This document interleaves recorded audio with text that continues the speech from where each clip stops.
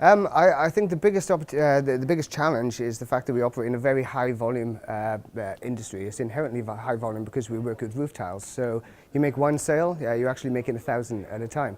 And within the UK, there's a massive shortage of roof tiles. Now, this is because it can be considered quite conservative industry, so they generally don't invest that much money into big manufacturing solutions. So that's one of our biggest challenges, really, is to bring an artificial intelligence or smart manufacturing system into an industry that generally doesn't adopt those sort of technologies.